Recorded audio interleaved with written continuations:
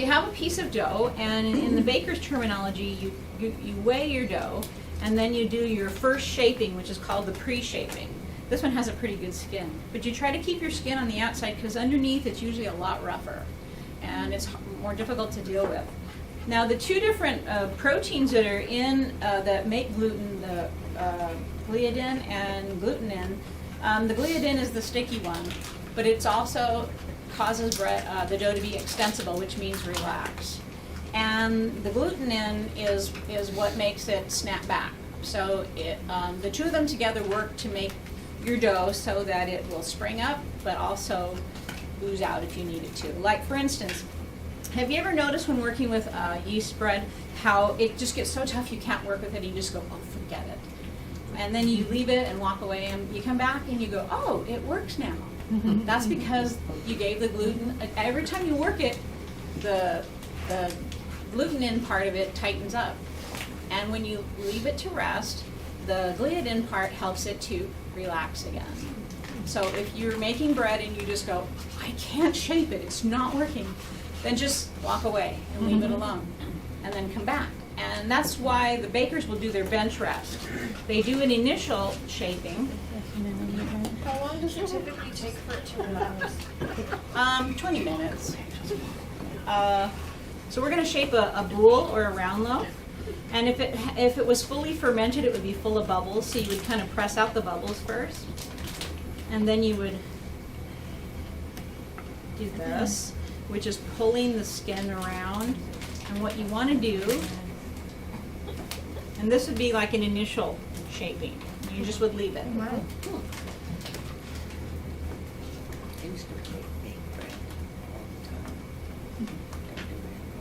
My hands are a little bit sticky. I need to get them wet. But okay, so that would be like an initial shaping. So then the bakers will walk away, and depending upon their type of bread and what they want, they'll come back in 20 minutes to half an hour, and they'll do the final shaping and then put them in the baskets. So give me a second to rinse this off because I want to. I brought some of the equipment.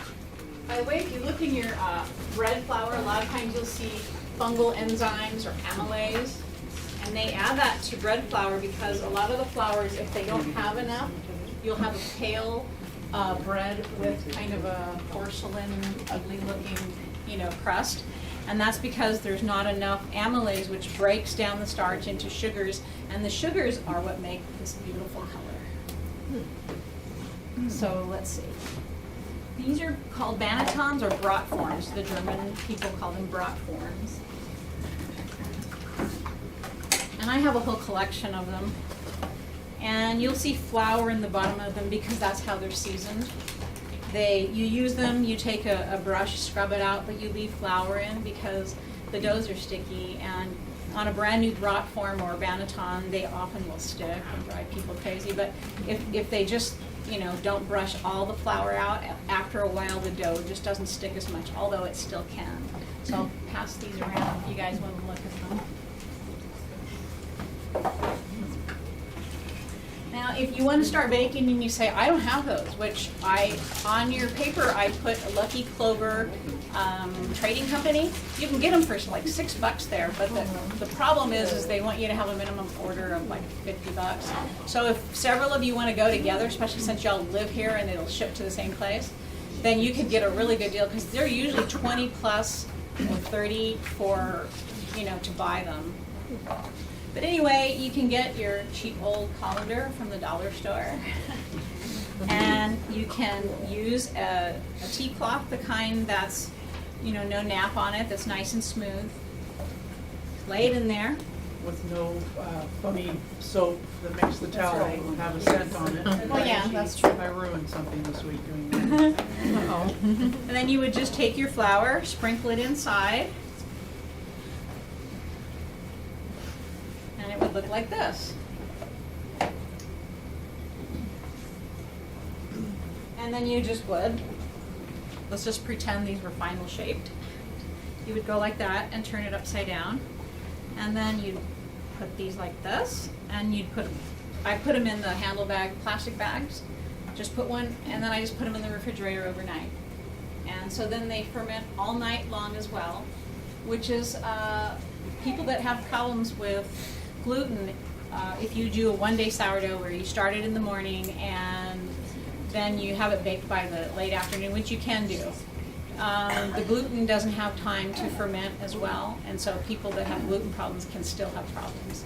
But if you allow the dough to ferment overnight, not only do you get these beautiful blisters, but, and this is caused by a lot of fermentation, but it's just more healthy to let it ferment longer, and it tastes better. The bacteria begin to grow when the dough is doing the bulk ferment, which is the first ferment. And then once it's put into the refrigerator to proof, those same bacteria start producing acetic and lacto acid, LAC, lacto acid bacteria. And so that's what gives bread its really good flavor.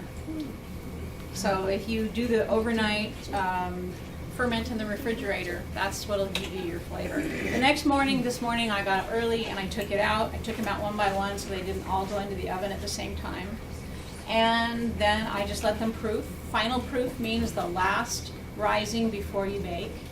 And as soon as I felt they were ready, which is one of the trickiest things that a baker can learn, and even seasoned bakers will make the mistake of not getting the bread in the oven at the right time. But basically you take a dough and you press it. It's raising, it's all full of bubbles, and you press it. And if you can see how I press this and it pops right back out, it's nowhere near done. Okay, as it gets closer and closer to being fully fermented, you press it and it stays in, and it comes out slow. If you press it in and it doesn't come out, it's too late. Oh. You overproofed it. Like memory foam kind of a Like stuff? memory foam.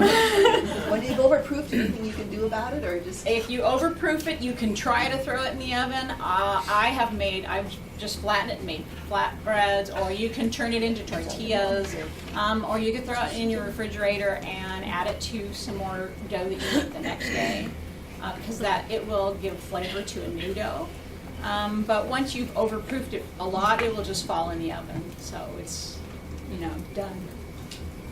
So I have a little bit more dough. I don't know if anybody wants to, does anybody actually want to try shaping it? I'll show you one more way of shaping. I'll give it a shot. Okay.